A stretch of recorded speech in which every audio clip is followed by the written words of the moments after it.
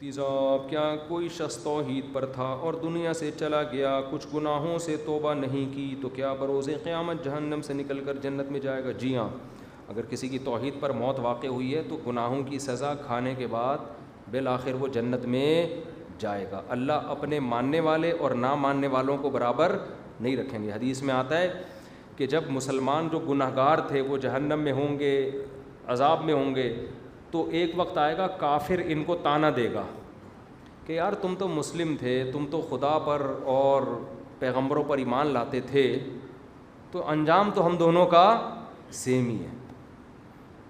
تو اس وقت اللہ کو غضب غیرت آئے گی کہ جو مجھے مانتے تھے میں ان کو ان لوگوں کے ساتھ کیوں چھوڑوں جو مجھے نہیں مانتے تھے۔ تو حدیث میں آتا ہے اللہ نکالے گا توحید پرستوں کو کہ جتنے بھی گناہ گار تھے لیکن چونکہ مانتے تھے، اس لیے میرے بھائی گناہ اگر اول تو گناہ ہونے نہ دو، ہوتا ہے تو اکڑو نہیں، اس پہ اچھائی کا لیبل نہ لگاؤ، مانو اے اللہ میں گناہ گار ہوں، میں غلطی پر ہوں۔ آج بڑا مسئلہ پتہ ہے کیا ہے؟ جب آپ کسی کو بتائیں غلط ہے تو وہ اکڑن دکھانے لگتا ہے۔ ایک صاحب سے میں نے کہا بھائی اس پہ عذاب قبر ہوتا ہے جو آپ اس طرح کی باتیں کر رہے ہو، کہتا ہے ابے جب قبر میں جائیں گے تو دیکھا جائے گا۔ یہ تو آپ یعنی عذاب قبر کی توہین کر رہے ہو نا۔ میں نے کہا جب قبر میں جاؤ گے تو صرف دیکھا ہی جائے گا، اس وقت توبہ کی مہلت نہیں ملے گی۔ تو مذاق نہ اڑاؤ میرے بھائی، اگر اللہ نہ کرے گناہ ہو رہا ہے، مانو اے اللہ میں گناہ گار ہوں، میں خطا کار ہوں، میں اس پہ فخر نہیں کرتا۔ کوئی عورت اگر پردہ نہیں کرتی ہے، یہ نہ کہے کہ ہم نے بڑی دیکھ لی ہیں پردے والیاں کیسی ہوتی ہیں، اور کوئی پردہ وردہ یہ پرانے لوگوں کی پرانی باتیں ہیں، نہ نہ نہ، بولے بھائی میں پردہ نہیں کر رہی، میں غلط کر رہی ہوں۔ اللہ سے دعا کرو کہ اللہ مجھے توفیق دے۔ آپ کی داڑھی نہیں ہے، آپ یہ نہیں کہا بھائی ہم نے بڑے داڑھی والے بھی دیکھ لیے سب چور ہوتے ہیں، اس طرح لوگ باتیں کر رہے ہوتے ہیں نا۔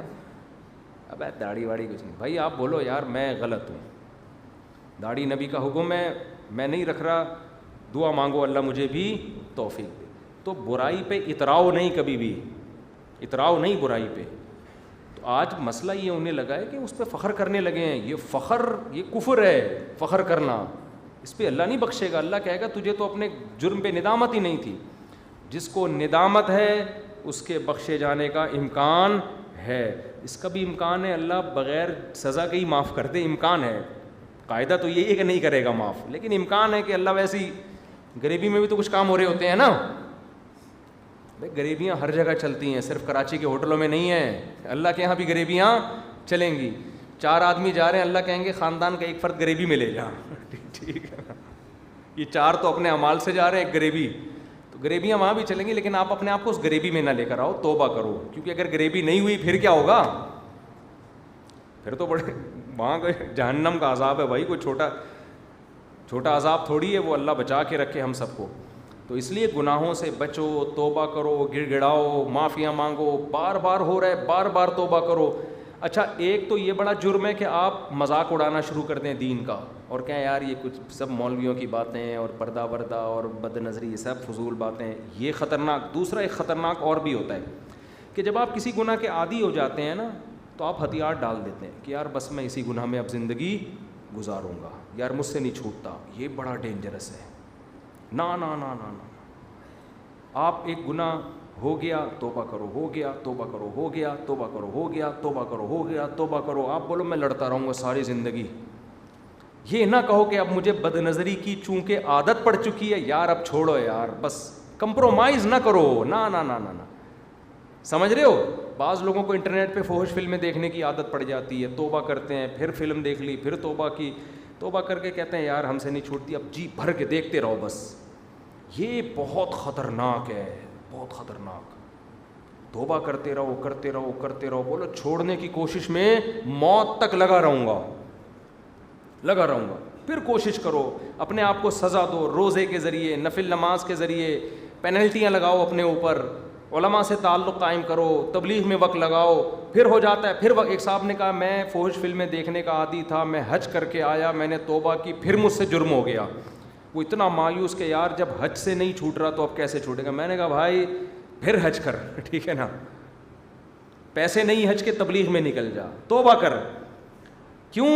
آپ لڑتے رہو شیطان کے خلاف، اللہ کو یہ ادا بھی پسند ہے کہ ہتھیار ڈال کے بیٹھ, کیونکہ ہم جہنم پہ کمپرومائز بولو نہیں کر. ہتھیار ڈالنے کا مطلب یہ کہ اللہ ٹھیک ہے اب مجھ سے نہیں چھوٹ رہا, اب تو مجھے اللہ تو گناہ پہ جہنم کی وعید ہے بھائی. آگ پہ کون تیار ہو جاتا ہے کہ دیکھو کوئی شخص آپ کو ایک گڑھا ہے جس میں آگ جل رہی ہے, دھکیل کے لے کے جا رہا ہے, آپ نے پورا زور لگا دیا لیکن وہ اتنا طاقتور ہے کہ وہ آپ کو گھسیٹ رہا ہے اور آپ کو یقین ہو گیا کہ میں اس سے پنجہ نہیں چھڑا سکتا, تو کیا آپ اب آرام سے جانا شروع ہو جاؤ گے کہ بھائی چھوڑو مجھے, اب میں تو اب بھاگ تو سکتا ہی نہیں ہوں, چھوڑو مجھے پتہ ہے کچھ نہیں, چلو میں خود اب آرام سے جا رہا ہوں, اس ٹینشن کی کیا ضرورت ہے؟ ایسا کرو گے؟ آخری دم تک آپ اس سے اپنا ہاتھ چھڑانے کی کوشش کرو گے جبکہ آپ کو یقین بھی ہوگا کہ نہیں چھڑا سکتا میں. تو جہنم کی آگ بھی ایسا ہی ہے. جہنم سے بچنے کے لیے گناہ چھوڑنا ضروری. تو شیطان بار بار گناہ کروا رہا ہے, آپ کو یقین ہو گیا بالفرض, اول تو یقین ہونا نہیں چاہیے ایسا, یہ تو ایسا نہیں ہو سکتا, مایوس نہیں ہو انسان, بڑے بڑے لوگوں سے بڑے بڑے گناہ چھوٹے ہیں. آپ کو یقین ہو گیا کہ مجھ سے یہ گناہ نہیں چھوٹے گا, پھر بھی آپ نے کوشش نہیں چھوڑنی, مرتے دم تک بھی جو ہے نا آپ آخری کوشش کرو یار میں اس پہ کمپرومائز نہیں کروں گا.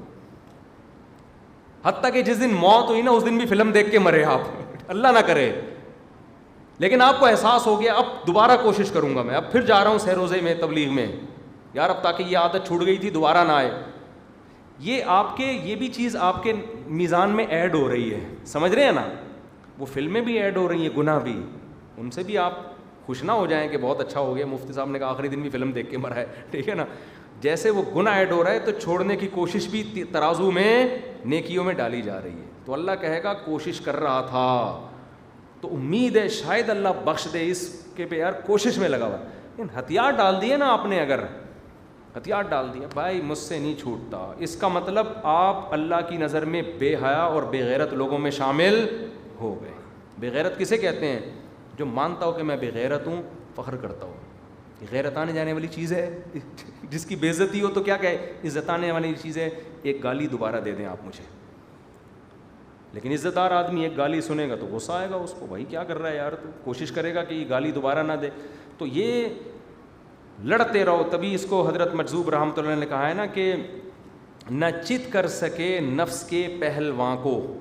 یہ ہمارا جو نفس ہے نا, ہماری خواہشات, یہ بھی پہلوان ہے, یہ ہمیں بار بار پچھاڑ کے زمین پہ گرا دیتے ہیں. اکثر ہمارا نفس ہم پہ غالب آتا ہے.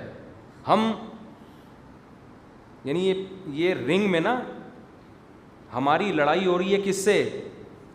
اپنے نفس سے, اپنی چاہتوں سے ہمارا پھڈا ہے. ہم چاہتے ہیں کہ نفس ہم سے گناہ نہ کروائے. جو مسلمان ہے وہ تو یہ چاہے گا. نفس کیا چاہتا ہے, خواہشات کیا چاہتی ہیں؟ گناہ ہو جائے. اکثر ہماری خواہشات ہمیں پٹخ دیتی ہیں اور ہم ہار جاتے ہیں. تو اس پہ حضرت مجذوب نے کہا نہ چت کرنا کسے کہتے ہیں پتہ ہے نا, بالکل اس کو پٹخ دینا, کہ نفس کے پہلوان سے اگر تو اکھاڑے میں اس کو زمین پہ پٹخ کے شکست نہیں دے سکتا تو یوں ہاتھ پاؤں بھی ڈھیلے نہ ڈالے. کم بات ایسے بھی نہ ہو جائے کہ آپ کا نفس بولے کہ یہ کر, اچھا میں یہ کر رہا ہوں, یہ والی فلم دیکھ لے, اچھا میں دیکھ رہا ہوں, گٹکا کھا لے, کھا لیا جا کے, ڈبو کھیل لے, کھیل لیا جا کے, نماز چھوڑ دے, چھوڑ دی, چوری کر لے, کر لی, ابا کے سامنے چیخ دیا. آج کل تو یہ سیٹ اپ چل رہا ہے نا, جو دل چاہ رہا ہوتا ہے وہ کر رہا ہوتا ہے آدمی. تو حضرت مجذوب نے بڑا پیارا شعر کہا, نہ چت کر سکے نفس کے پہلواں کو تو یوں ہاتھ پاؤں بھی ڈھیلے نہ ڈالے. ٹھنی اس سے ہے دشمنی عمر بھر کی, کبھی وہ دبا لے کبھی تو دبا لے. کبھی اس نے گرایا تو ایک آدھ دفعہ تو بھی تو کک تو مارنا اس کو. باکسنگ میں 20 مکے اس نے تیری ناک پہ لگایا تو ایک مکہ تو اس کے گھٹنے پہ ہی لگا دے اگر وہ ناک پہ نہیں لگانے دے رہا. ابے رنگ میں آپ کو لا کے پہلوان کے سامنے کھڑا کر دیا, آپ اتنے سے وہ بہت بڑا ہے, تو تھوڑا سا تو ہاتھ پاؤں مارو گے نا. ایسے تو نہیں جیسے ہی وہ آیا چارلی چپلن کی طرح آپ بھاگ گئے. وہ چارلی چپلن کا ایک شارٹ کلپ کسی نے بھیجا ہے پرانا, دیکھا ہے نا, وہ اس کو کسی باکسنگ کے اس میں لا کے نا وہ کھڑا کر دیا, آگے بہت بڑا باکسر ہے. اب اس نے دیکھا تو بہت بڑا باکسر ہے, تو یہ امپائر کے پیچھے چھپ گیا. اب باکسر کو سمجھ میں نہیں آ رہا کہ میں کس کو مکہ ماروں, تو 2-4 مکے اس نے امپائر کو ہی مار دیے, ٹھیک ہے, کیونکہ یہ مسلسل کس کے پیچھے جا رہا ہے, اسی کے پیچھے جا رہا ہے. وہ پرانے زمانے کے نا کچھ چیزیں آج کل لوگ یوٹیوب پہ فیس بک وغیرہ پہ شیئر کر دیتے ہیں, واٹس ایپ پہ. تو آپ نے لڑائی کرنی ہے. اب آپ کہہ سکتے ہو ایسے پھڈے کا فائدہ کیا جس کا کوئی رزلٹ ہے نہیں. کیا خیال ہے؟ جب ہمیں پتہ ہے کہ نفس ہی ہم پہ غالب آئے گا, ہم تو غالب آ ہی نہیں سکتے, تو کیا فائدہ لڑنے کا؟ جیسے کوئی آگ کی طرف آپ کو لے کے جا رہا ہو, گڑھے کی طرف, اور آپ کو پتہ ہے 6 مضبوط آدمی مجھے اس میں پھینکنے جا رہے ہیں, میں بھاگ سکتا ہی نہیں ہوں, تو کیا فائدہ؟ اب آرام سے چلے جاؤ. تو میں نے کہا کہ وہاں یہ منطق کوئی بھی نہیں چلاتا, لیکن شیطان یہ یہاں پٹی پڑھا سکتا ہے کہ جب مجھے پتہ ہے کہ میں توبہ کروں گا تو پھر توبہ ٹوٹ جائے گی, تو فائدہ کیا توبہ کرنے کا, گناہ سے بچنے کا, سہ روزہ چلے 4 مہینے لگانے کا, علماء کے بیانات میں بیٹھنے کا, اللہ اللہ کرنے کا فائدہ کیا؟ ہمیں پتہ ہے یار وہ حج کر کے آگے سالے کو کچھ نہیں ہوا بھائی. تو فائدہ پتہ ہے کیا ہے؟ جس کے لیے کر رہے ہو وہ بولو دیکھ رہا ہے, وہ دیکھ رہا ہے کہ اس کے بس میں جو ہے وہ یہ کر رہا ہے, اور یہ آپ کو شیطان کہہ رہا ہے کہ ایک فائدہ نہیں ہے. حقیقت یہ ہے کہ فائدہ ہے, بہت فائدہ ہے. بڑے بڑے لوگ جو ولی اللہ بنے وہ پیدائشی تھوڑی تھے, بڑے بڑے ڈاکو, چور, زانی, شرابی, تاریخ اٹھا کے دیکھو, بڑے بڑے بزرگ بنے ہیں جن سے اللہ نے لاکھوں لوگوں کو ہدایت دی ہے. تو اللہ بھی غیب سے مدد کرے گا, اللہ بھی دیکھ رہا ہے, اللہ بھی ایسے حالات پیدا کر دے گا کہ آپ کے لیے توبہ پہ قائم رہنا آسان ہو جائے گا. تو اس لیے میرے بھائی گناہ ہو رہا ہے, ہتھیار نہ ڈالو, ہتھیار نہ ڈالو, لڑتے رہو, لڑتے لڑتے مر جاؤ, ایسی کی تیسی, صحیح ہے نا, مر جاؤ لڑتے لڑتے. اللہ کہے گا بھائی فائٹ کی ہے اس بندے نے, فائٹ کی ہے. تو میں یہ نہیں کہتا پھر بھی بخشش یقینی ہے, کیونکہ گناہ تو کیے ہیں نا, لیکن شاید اللہ بخش دے. اور کمال کی بات یہ کہ جو بچنے کی کوشش کرتا ہے نا, نقد ایک فائدہ پتہ ہے اس کو کیا ملتا ہے؟ جو گناہ وہ کر رہا ہے اس سے آگے نہیں جاتا پھر وہ, سمجھ رہے ہو؟ دیکھو ایک آدمی مزے سے چپل چراتا ہے اور چپلوں کو مارکیٹ میں بیچ کے آ کے دودھ پتی کا انتظام ہو جاتا ہے, اس کے لیے اس کو چائے پینے کی عادت ہے, اس کے ابا اس کو گٹکے اور چائے کے پیسے نہیں دیتے, اس کے لیے اس نے مزے سے چپل چرانا سیکھ لی.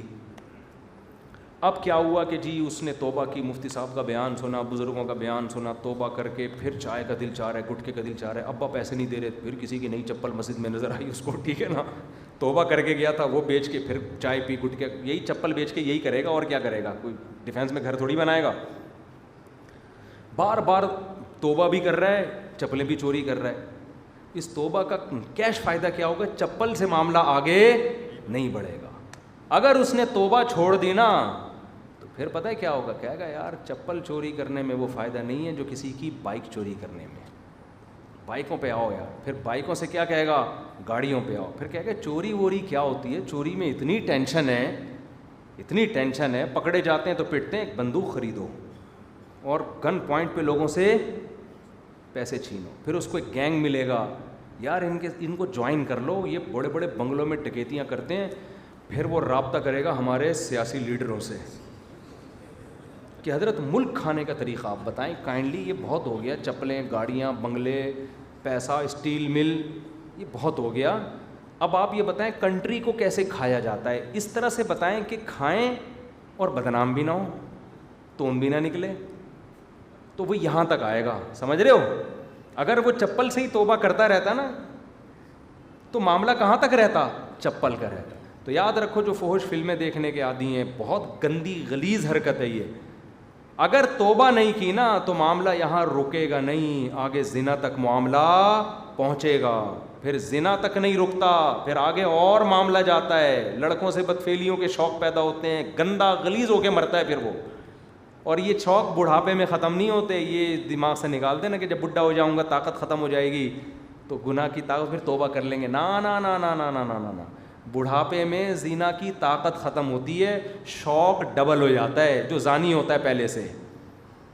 ہاں جس نے جوانی میں توبہ کر لی اس میں نہیں پیدا ہوتا شوق, لیکن اگر جوانی میں زنا کا اور یہ فحش چیزوں کا شوق ہے تو بڑھاپے میں یہ شوق ختم نہیں ہوگا, طاقت ختم ہو جائے گی, شوق ڈبل ہو جائے گا, کرنے کے قابل کچھ بھی نہیں رہے گا. شوق ایسا اتنا بڑا ٹھرکی بنے گا نا کہ بس وہ ہر وقت یہی کام کرتا رہے گا, اس کو سکون اسی میں ملے گا, اللہ کا نام لینے میں اس کو مزہ نہیں آئے گا. سمجھتے ہو؟ اور جوانی میں ان گناہوں سے لڑنا شروع کر دیا تو جیسے جیسے بڑھاپا آئے گا یہ شوق خود بخود کم ہوتا چلا جائے گا, چھوٹ جائے گا, پھر اللہ اللہ کرنے میں مزہ آنا شروع ہو جائے گا. تو اس لیے کمپرومائز نہ کرو, بس جلدی سے